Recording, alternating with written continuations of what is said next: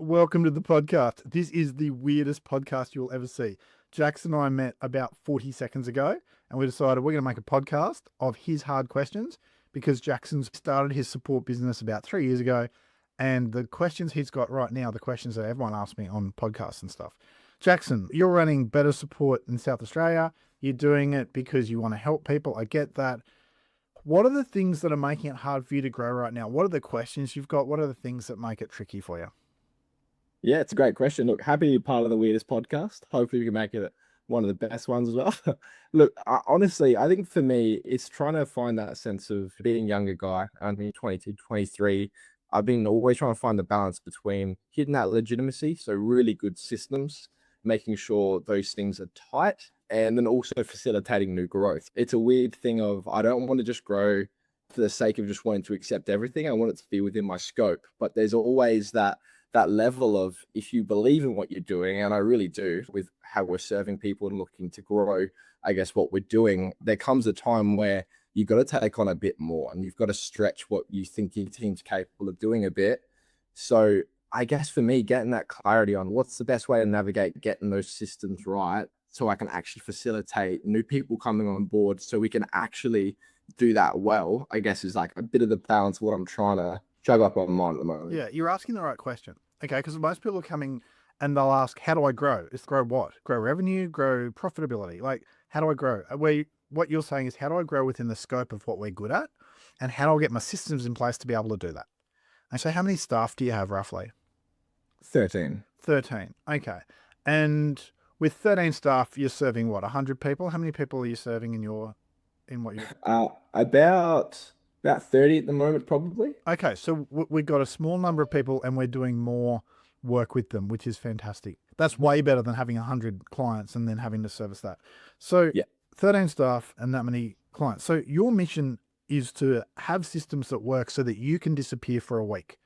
And the only thing you need to do when you're away is payroll, is hit the button that records stuff. So I love how you're saying stay within your scope. The main thing for you is to look at where do you put your time and how much of that could be done by others. Because every second you spend doing admin or something like that is a second you're not spending growing the business. So when you look at how your time's being spent, how's your time currently being spent? Yeah, look, for the first couple of years, it was really doing everything. It was working a lot of the shifts myself. It was the admin, invoicing, all that side of things. Right now, as we get into a point where there's a bit more revenue there for me to actually upskill some of our team to do some more stuff, I've trained up some people to do some more of the accounting and bookkeeping, as well as someone who's going to take over the invoicing soon. My day-to-day probably is making sure that like the systems are doing what they're meant to do. So I guess going through there and making sure that our onboarding process as well, I've changed that service agreement. So making sure I'm looking at those, make sure they're strong. Probably a lot more like admin compliance stuff, especially because my focus right now to the medium term is, look, I want to be around. I want to make sure that we're established. I want to make sure that when the changes come in the future that we're set up well. So I'm putting a lot of thought into registration side of things as well. And a lot of the growth, I guess, would also come from me as well. So a lot of marketing stuff would go through me and growth. That's a lot of my two things that I juggle in the air there of the kind of systems and registration and then the growth and marketing side of things at the moment, probably. Yeah, that makes sense. Okay, so you're going to be paying Australians who are on your team to do your bookkeeping, is that right? And your invoicing. Okay, so one of the areas you can save some money is you can use a virtual assistant to do that skill because it's a very easy skill for someone who's not in your business to be able to use. So, for example, my bookkeeper, I've worked with her for 12 years or 13 years. She lives in the Philippines. If I was paying an Australian to do the same work, I wouldn't be able to afford to use her anywhere near as much as I do. I never even think about my bookkeeping or my invoicing. I just send her a text message and, what's that message? And it's hers to solve. So when you've got solutions to internal admin that's very cheap and very easy, you can afford to overpay people, and to them it's huge money. It means you can put your focus elsewhere. So the first thing I'll be looking at is getting a virtual assistant who's awesome at accounting, and you can do that. Another thing is software. As soon as you're talking about, say, registration, whatever, every second you spend on registration and compliance is another second you're not spending marketing. Right? So people like, it's the menu, not the meal. You don't go to a restaurant to look at their menu. You go there to have the meal. And registration is the menu, not the meal. Registration is the ultimate distraction. Yeah. Yeah, you got to find the way to get it done cheaply and quickly with minimal involvement from you. Yeah.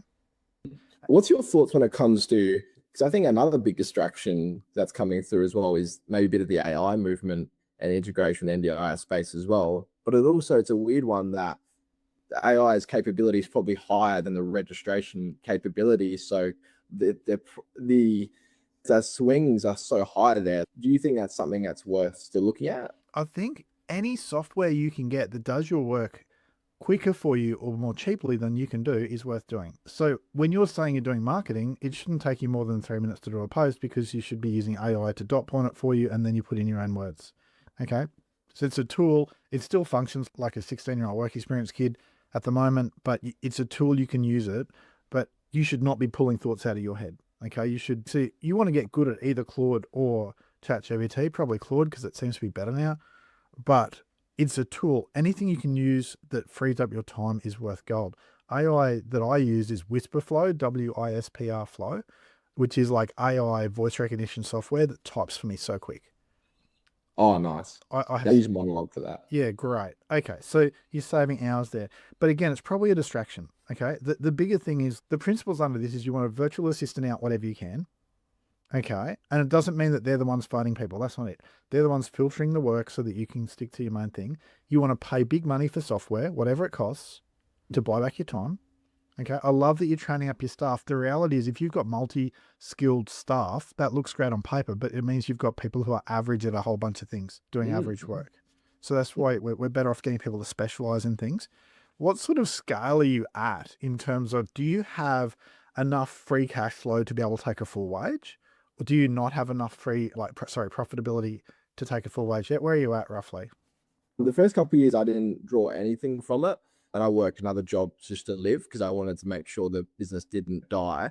And then I started paying myself for hours I worked. And then now I've just paid myself. I'm getting married next year, so I'm preparing for that. But I'm drawing a wage from it now, which is nothing crazy. It just gets me by and it gives me enough money to save for the wedding.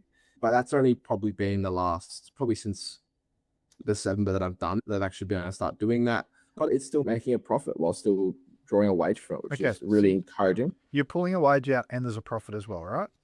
Yeah. And how long have you had that? How long have you been taking a wage? Or maybe 6 months. Okay. So what that means is up until that point, you had a very time-consuming hobby. Yeah. Okay. And so it's like you're nurturing a baby. We need to think this through. Is this a baby that you actually want to nurture? So are you drawing, for me, I have to compare everything I do against the fact that I could just go and work as a school teacher like I used to be and earn 110K with my eyes closed, right? So everything I do has to be compared to that. Comparable to say what your staff are being paid per hour. Are you getting a similar hourly rate? You're getting a higher or a lower hourly rate? That's a good question. There's a couple of guys doing a fair bit of work who are probably earning more than me, but they're doing a good amount of hours. But that's also because I'm not paying myself a crazy amount. So that would make sense. I'd probably say a couple of people are right up there with what I'm doing. Okay. But it's also, yeah, I don't know. I'd have to look more into that. It's very interesting. The reality is you need to be earning 1.5 times what your next staff member is earning per hour. That's very hard to do in the early stages. But otherwise, why are you doing it? The reality is, I get that you've got a faith and I get that this business is almost an expression of your faith. You want to serve people. Okay. So effectively you're running a ministry, but not being paid for it. Mm-hmm. Now a bloke who's getting married, like NDIS sort of support work, it doesn't switch off at 5 p.m. No. Yeah. So if you're going to be getting married and trying to build a life with your fiance and then wife, and you got the phone ringing at 7 p.m., text at 9, what's going to be the impact on your life? Yeah, it's hard to turn off. And even now, like, I think I'm front loading a lot of the work now to, can we get someone involved who can be a first call too? Like, what are the ways we can make it so I want better support to be beyond me? Like, it should be beyond the visibility and impact of just Jackson. And I think I've always wanted that to be the case where there can be a level of separation there. Because at the end of the day, the teams, that sport is a team that will have actually working with people. And I think me being able to actually spend time thinking of that with the system side of things to get someone with the first call to action who are good at it, who wanted to learn more and want to help out and be involved, means that it doesn't just die on the sort of me if I'm responding or not. It's also interesting as well because when it comes to the money side of things, like there's probably a point where I've always believed that if I just make sure that the product, in this case, I guess the service we do with people is good, then we'll be okay. Like that stuff will come as a byproduct of it. But it's certainly not being like the thing right now, because I guess the goal of it isn't to make us super profitable. It's to do what I need to do to grow. But that's maybe more of a seasonal thing than it is something that is actually helpful, because what you're saying makes a lot of sense. Yeah, what we're out there, and Jackson, I know that I don't know the full story because I've only just met you, but you've fallen into this enormous pit, this enormous trap that catches 80% of people. Okay, and Mm. you can dig your way out of this very quickly because you can see it now. So the thing is, people want to scale, they want to grow, and they go, if I just do a great job, the money will come. And that's Yeah. true in most industries, but you're in a price capped industry. So the government is incentivized to minimize your profitability. So if you run a pizza shop, it's up to you what you charge. If you just do great pizzas, you're going to be fine, right? Yep. Doesn't work like that here. You have to run super streamlined, super intelligently, super strategically, very deliberately, all within a very specific niche. Otherwise, you're not the pizza shop. All you're going to do is have a very expensive hobby. So what that means is you need to sit down sometime and look at every task you do and work out how you can get someone else overseas to do it, ideally. Work out every manual process you have, work out how you can pay software to do it. Okay. And we need to stop worrying about growing and start worrying about extracting the maximum profitability from what we've got. Otherwise, you're going to grow a great big unprofitable machine that you're not going to want to run. Mhm. Okay. What's going through your Yeah. head when I suggest that? Yeah, look, it makes sense because the biggest thing is we want the doors open because I believe in what we're doing. So we want to keep doing that. So we don't want to get to a place where I'm forcing my hand not to be. But also, I don't know, it gives me a sense of freedom that I can actually do what I need to do to get tight on systems to make it efficient. And being profitable is good because it allows me to do what I need to do to maintain the quality and to maintain what I'm doing.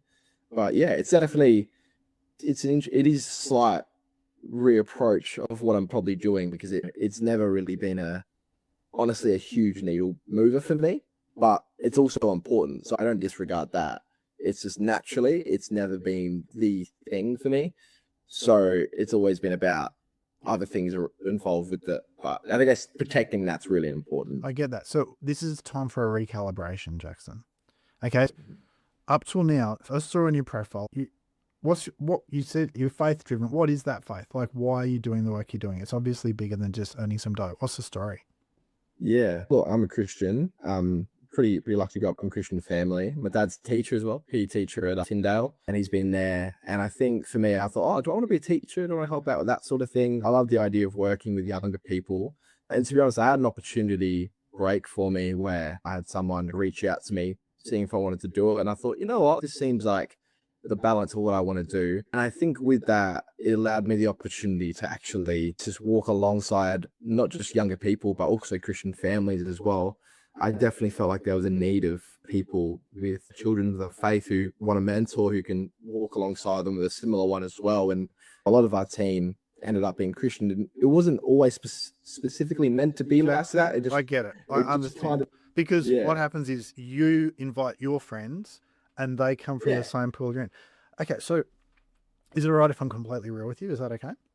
yeah, go for it. If you Takes time. if you compare what you're earning right now, and Yeah. I love the mission focus of what you do. Everyone in this industry seems to have some goal. It might be like you're saying, you're trying to do what Jesus said of love God and love your neighbor. Okay, that's what you do. Okay, whereas someone else, their thing is they might have a sister who's got really significant additional needs, and they're trying to help others.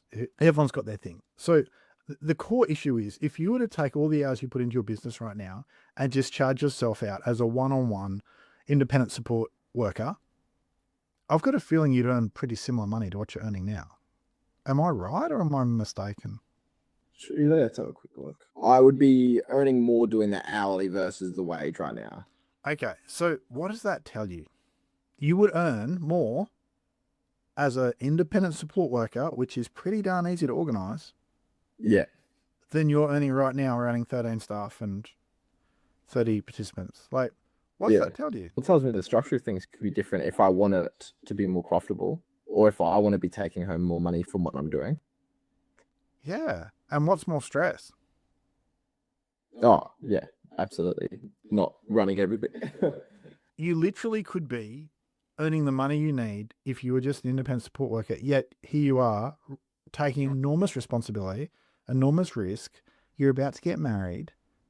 You need to buy a house. You need to have immense amounts of quality time with your new wife. The setup and structure of this is a bit problematic, right? So the spot you're in is, and just being as real with you as I could be, is if I was in your spot, I'd set myself a goal of, I'm going to make this situation way more profitable or I'm going to shut it down. Because I can shut it down, go be an independent support worker, put my heart and soul into my marriage, my new marriage, instead of like, because you're getting married in how long? Next February. In February. All right. Put your time into your marriage instead of providing other people with jobs. Okay. So if that's February and say right now it's in June, I reckon 3 months. You make this massively profitable in 3 months or you call it a day. Because 20 years from now, you're not going to care about a business you had in your early 20s. You're going to care about your marriage and your kids at that point. Okay. What are your thoughts on the possibility, just the idea of going, I'm going to wrap it up? What are your thoughts there? Because you'll have a whole bunch of emotional things pulling you in 7 directions. Would it be? Oh no, I can't wrap it up. It's my passion. And this is a thing like, and maybe this is just something I've got to learn to get over is even though the money's on a needle driver for me, it's important. And I've never forgotten that. But there is an aspect of looking at it's important. If someone came to me to buy the business for a certain amount of money, I'd say no, because it's my responsibility. And I think I would be worse off with my fulfillment wise if I was left with the packet and not with the people I work with better support. And it's been like that for years. So it's for me, it's probably just a good bump in that, like, even if it doesn't phase you and even if it's okay, like it is worth looking at, because if you don't, like the fallout of it is no money, no better support. And that's a worse outcome. So it makes sense to look at, but it's probably the balance of everything. All right. So there's 2 things at play there. So the first is you've associated your identity with your business. Yeah, definitely part of it. Yeah, you are not your business. Your business is no different. I don't associate my identity with my golf clubs. There's just a set of golf clubs, or my soccer boots, or the backyard trampoline that the kids jump on. It's completely separate. And for as long as it's not feeling separate, what'll happen is you'll make poor decisions. Okay, so that's work that only you can do at a coffee shop with a pen and piece of paper for 30 minutes and undo that. Okay, because who you are is not that. And then the second thing is if you're going to wholeheartedly commit to this business, then it must serve you back. Right now, it's like a one-way relationship where you're giving the business everything and you're getting back less than you get as an independent support worker. So the profitability must change, okay? Because when you look at your priorities here, the issue you've got is you don't realize how hard it's going to be to stay married. Getting married is actually really easy. Staying married is way harder, okay? Especially when you've got kids, 4 hours sleep in their first couple of years, not a second to yourselves. It's hard. And this business is going to be more difficult on your marriage than you can even imagine. Okay. So what that means is you need to accelerate how quickly you get this business to a state that it barely needs you and that it's really profitable. Okay. So it's like, there's 100 things we could do. And one of the questions you had from me just before we started this was, Michael, should I put more time into social media? Should I put more time into whatever? It's like, no, don't put any more time in. Maximize the results of what you've got, right? Okay. Only take on clients who are highly profitable. Okay. Get that virtual assistant ASAP. You'll probably have to try 2 or 3 before you find one that you're happy with. So be it. Use software for everything you can. You're going to need a source of revenue that's not from NDIS. There are people out there who are made of money who have kids or young people with massive needs who will pay whatever it costs to have super awesome support. Find them and charge them appropriately. Appropriately is not the price guide rate. Okay. You shouldn't be earning this headline rate of 2%. You should be earning big bucks if you're doing a big service for someone. Okay. I think it would be wise to find those people, give them the best possible service they can get and charge them double what you charge NDIS clients. Suddenly it's worth doing this business. Okay. Don't stay stuck to the system. The system is not on your side. Okay. I'm in history to be stuck to a system. But mate, you're smart. You're driven. You've got all this. Okay. I know you can do this. It's reframing what your priority is. Your priority is to make good profit so that you can put your time into your marriage, which is way more important right now as you're getting married. And then the second priority is to minimize the amount of time you have to put in. There's systems like, say, Aircall or something like that, where you can have a centralized phone system that, or say Sakari for text messages or whatever, centralized so someone else, ideally overseas, can be monitoring those texts that come in during the night.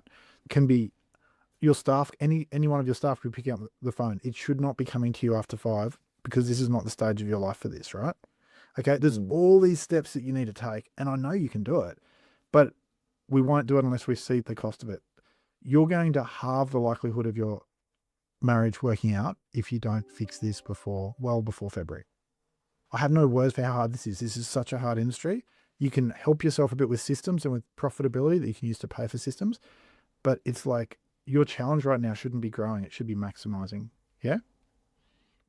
What's going through your head? I know that I've thrown a whole bunch of stuff at you. And it's the first time I've ever done a podcast with someone the first time I met them. But it's like, what's going through your head right now? What are your thoughts? And you're welcome to say no to anything because this is your life. It's not me.